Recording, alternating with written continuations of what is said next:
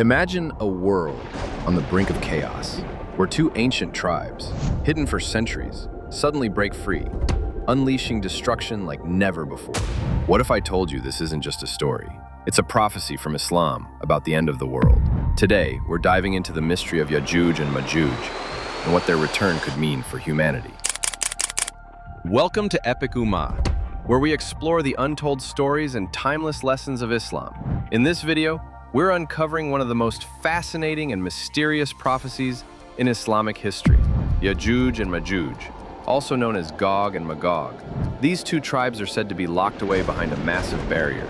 But when they break free, it will signal the beginning of the end. So who are they? Where did they come from?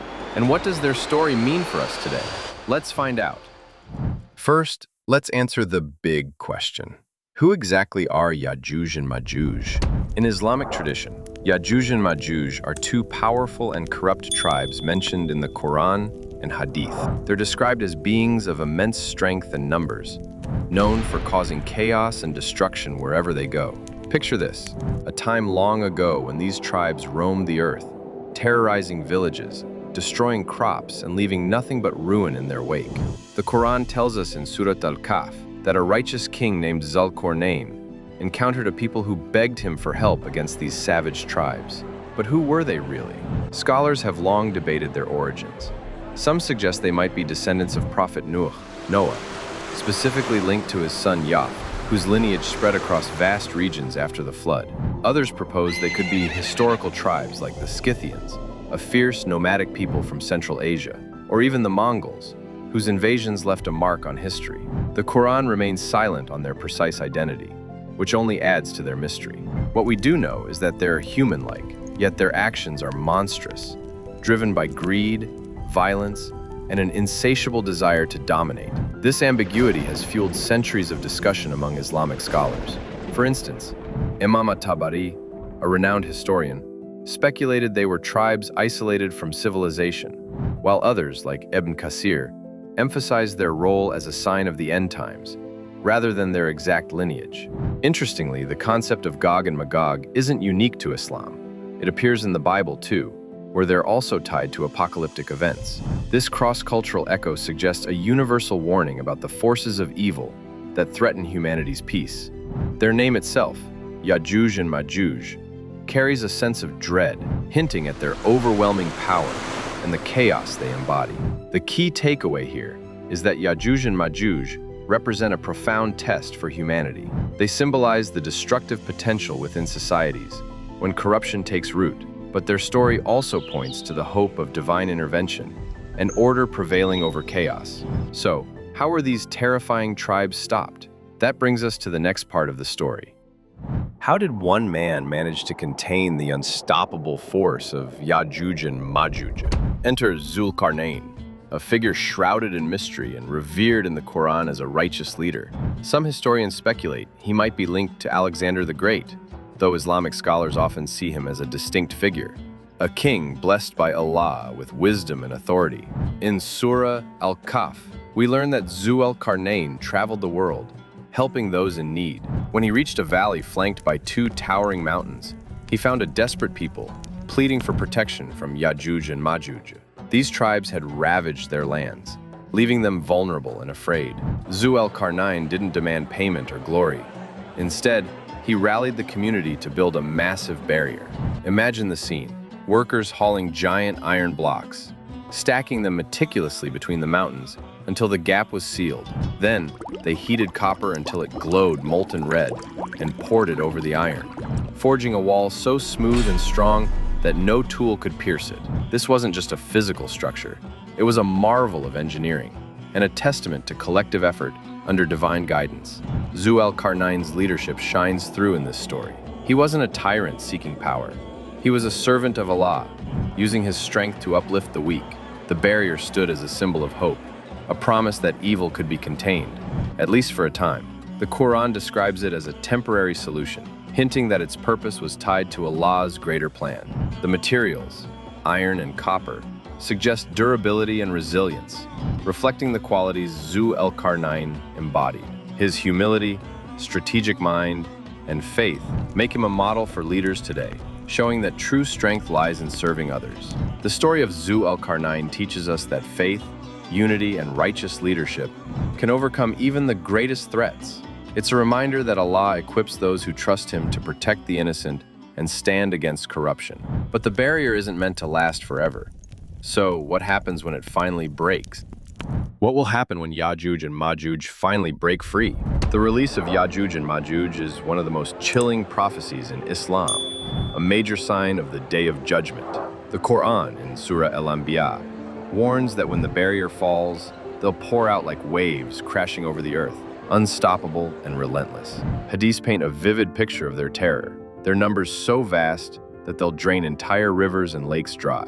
One narration says the first of them will drink from a lake, and by the time the last passes, they'll remark, "There used to be water here." They'll shoot arrows into the sky, arrogantly believing they can challenge the heavens, their blood-stained tips falling back as a sign of their defiance. The Prophet Muhammad, sallallahu alaihi wasallam, described their daily struggle against the barrier, digging tirelessly until they're inches from freedom, only for Allah to mend it each night. But one day they'll say, Insha'Allah, if Allah wills, and the next morning they'll break through. This moment isn't random. It's a divine decree, a test for humanity in its final chapter. Their release will usher in chaos, cities will crumble, resources will vanish, and the earth will groan under their weight. Some hadiths suggest they'll emerge after other signs, like the coming of the Mahdi and Prophet Isa, Jesus, peace be upon them. Their sheer scale and savagery make them a force unlike any other, a reminder of how fragile order can be when evil is unleashed. The lesson here is stark. The end times will bring trials that test our faith to its core. The release of Yajuj and Majuj calls us to prepare spiritually and hold fast to Allah's guidance, no matter how dark the days become. Now that we know the danger they pose, what does this mean for us as believers? How should we as Muslims respond to this prophecy? The story of Yajuj and Majuj isn't meant to paralyze us with fear. It's a call to action and hope. Throughout Islamic history, believers have faced overwhelming odds and emerged stronger through faith. Think of the early Muslims in Makkah, persecuted yet steadfast, or the companions of the Prophet sallallahu alaihi wasallam, who trusted Allah during battles like Badr and Uhud. The prophecy of Yajuj and Majuj echoes these trials, urging us to prepare for the ultimate test. The Prophet taught us to seek refuge in Allah from their fitna, tribulation, reciting dua like, "O Allah, I seek refuge in you from the trials of Dajjal and Yajuj and Majuj." This isn't just a prayer, it's a mindset of reliance on Allah. Practically, this means deepening our faith through salah, giving charity to protect ourselves from calamity, and fostering unity in our communities. The Quran warns in Surah Al-Anfal, "And fear a trial which will not strike those who have wronged among you exclusively," reminding us that collective righteousness matters. We can draw inspiration from figures like Hazrat Umar bin Khattab, who built a society rooted in justice, ensuring the weak were cared for, a shield against chaos. Today, that might mean supporting each other through hardship, educating ourselves about our faith, and living with integrity, knowing the end could come at any moment. The takeaway is simple yet profound. Focus on faith, good deeds, and trust in Allah. The end times are beyond our control, but how we live now shapes how we'll face them. As we reflect on these lessons, let's explore how this ancient prophecy might connect to our world today. Is the story of Yajuj and Majuj just an ancient prophecy, or does it have relevance in our modern world? Today, we live in a world of rapid change and uncertainty. Wars rage, ecosystems collapse, and moral values seem to erode. Some might see shadows of Yajuj and Majuj in these crises. The depletion of natural resources like rivers drying up from overuse mirrors the prophecy's image of them draining lakes. Global conflicts and the spread of misinformation could be seen as modern chaos, destabilizing societies much like those ancient tribes. While we can't say these are direct signs of their release, only Allah knows the time. The parallels are striking. The prophecy might be a metaphor here, warning us about the consequences of greed, division, and neglecting our duty to the earth and each other. Scholars like Sheikh Umran Nezer Hussain have speculated about modern parallels, suggesting that unchecked power and corruption could pave the way for such events. Whether literal or symbolic, the story challenges us to look at our world critically. Are we contributing to stability or chaos? The Quran and Sunnah don't tell us to predict the future, but to prepare for it, making this prophecy timeless in its relevance. Yajuj and Majuj remind us that chaos is real, but so is resilience. By strengthening our faith and working for a just world, we can confront any challenge, ancient or modern. But the story doesn't end with destruction. There's a promise of hope after the storm. What happens after Yajuj and Majuj are defeated? The terror of Yajuj and Majuj doesn't last forever. Hadiths narrated by Nuwas bin Saman in Sahih Muslim tell us that after their rampage, believers will turn to Allah in desperation. Their prayers will be answered with divine intervention. Worms or insects will strike the tribes, entering their necks and killing them instantly. Birds will swoop down to carry away their corpses, and torrential rain will wash the earth clean. What follows is breathtaking, a period of peace and abundance, where the land flourishes and believers live in harmony. The Prophet ﷺ said that a pomegranate will feed a group, and milk will flow in plenty. This era comes before the final signs, like the trumpet of Judgment Day, offering a glimpse of Allah's mercy after the trial. This aftermath shows the balance in Islamic eschatology. Chaos gives way to order, despair to hope. It's a powerful image of restoration, proving that no evil is permanent when Allah wills its end. For believers, it's a light at the end of the tunnel, a reward for enduring the darkest times with faith intact. This teaches us that Allah's justice and mercy always prevail.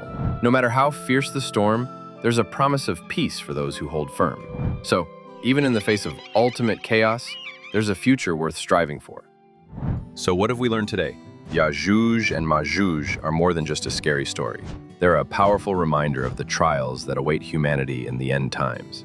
But they also teach us about the strength of faith, the importance of righteous leadership, and the need to prepare spiritually for what's to come. Their story is a call to action, to live better, to believe deeper, and to trust in Allah's ultimate plan. Thank you for joining us on Epic Ummah.